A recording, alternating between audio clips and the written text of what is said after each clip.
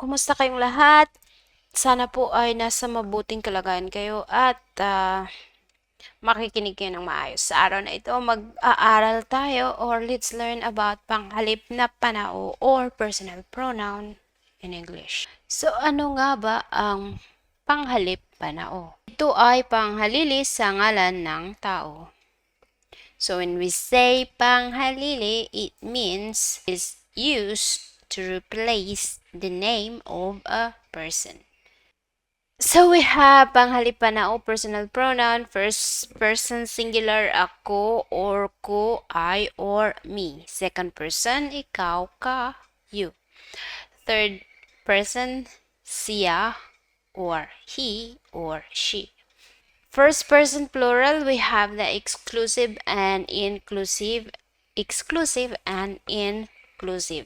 When we say exclusive, kami or we or us for objective case, meaning to say that the listener is not included. Next is the inclusive, which is tayo or natin. We. This is, in Filipino, we have two versions of we. Okay, so inclusive and exclusive. Second person plural, we have kayo or ninyo for objective case.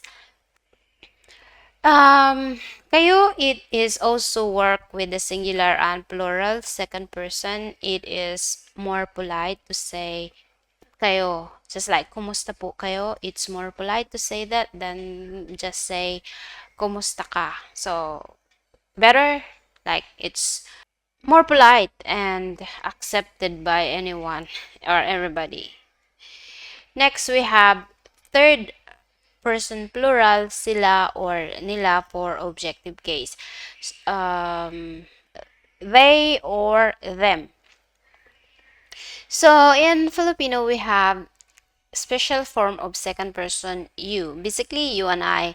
Or kita. This is kita. So, in this case, only the I as a doer of the action. Then, the second person directly receive the action. Nobody else will receive the action, but only you alone.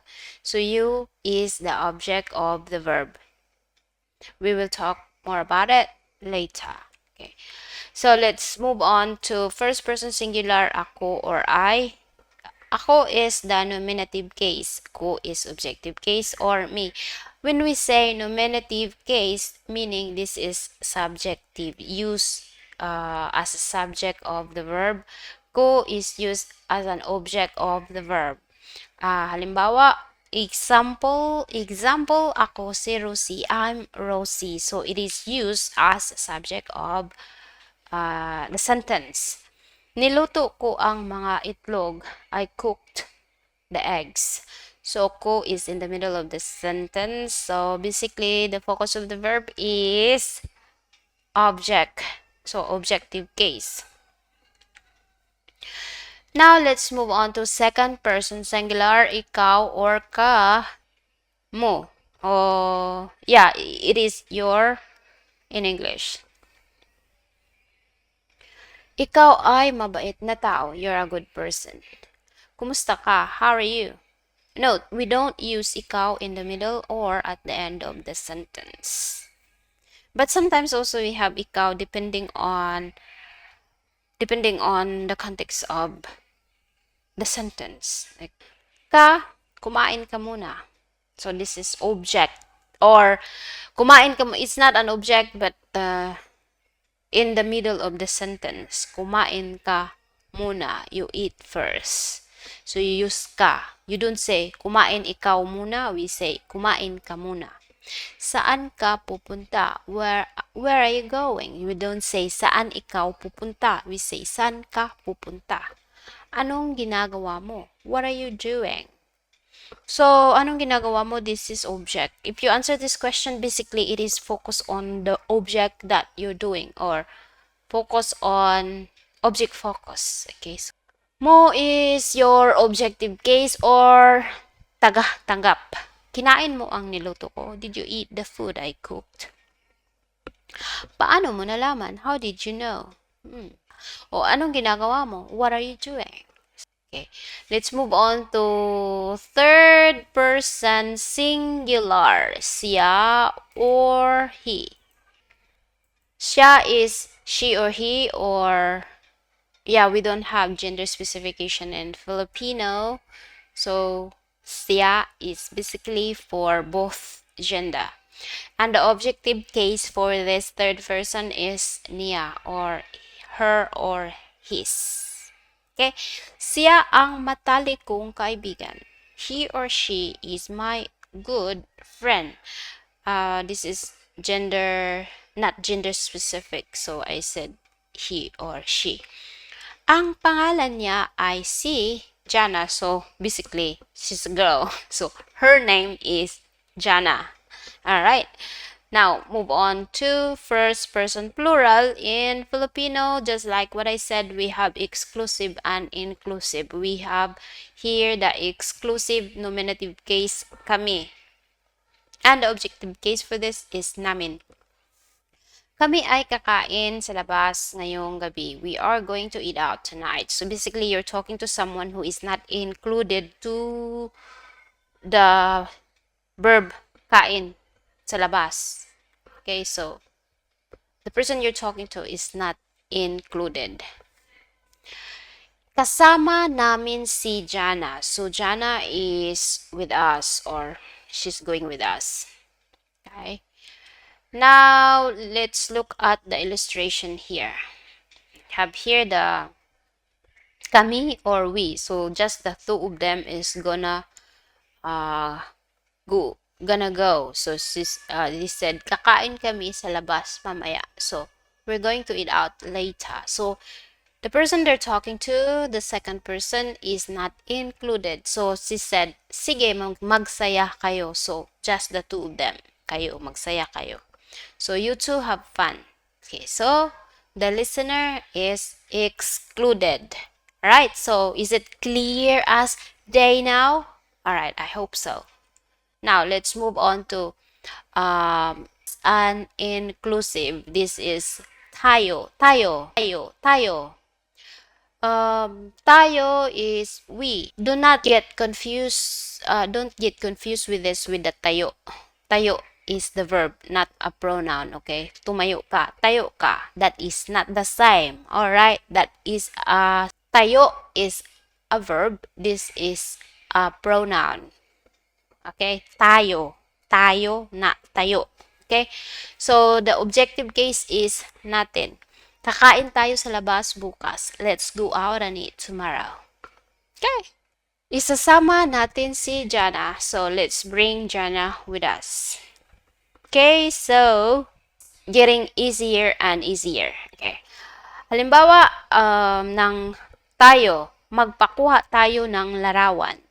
So, let's take a photo together. So, everyone is included for tayo. Kumain tayo ng kanin. Let's eat rice. Kainin din natin ang adobong manok. Let's also eat the adobong manok. See? So, no one is left behind. Everybody is in for tayo. Next, second person plural, kayo or you, all of you. Singular or plural, it is going to work for singular or plural form. It is more polite to say kayo. So, kumusta po kayo? You don't say, kumusta po ka? You say, kumusta po kayo? Even if you are only talking to one person. Okay? The objective case for this is ninyo. Kayo na po ang bahala. It's up to you. So, subject of the sentence. Sino ang kasama niyo sa bahay or sino ang kasama ninyo sa bahay who lives with you? So, that's the second person plural form. But, as what I have said, it works for singular as well. So, let's move on to third person plural. Sila, they. The objective case is nila. Sila ang mga kaibigan ko. They are my friends. Ako ay kaibigan nila. I'm their friend. Now, we have here kita or you. It's a special form second person pronoun you. And in this case, the first person I is the doer, no one else. Okay? Then the second person you, the object, directly receive the action. Halimbawa or example, mahal kita, I love you. As what I have mentioned earlier, mahal here is not an adjective, it is a stative verb. So, the mahal stative verb is directly given or to the second person you. Okay, so you use mahal or kita. You don't say mahal ka, you say mahal kita. Next, mamahalin kita, I will love you. It is the same thing. So we use kita. Okay. Example, ipagluto kita ng agahan. So I'll cook breakfast for you. So I like ipagluto kita. So I is the subject and use kita because the breakfast only the second person you. Ikaw, ikaw lang. Walang ibang kakain. No one else gonna eat the food. So, ipagluluto kita ng agahan. Okay? So, that's how it works. Okay, this is very common. Just like when you say, tutulungan kita. So, meaning, I will help you.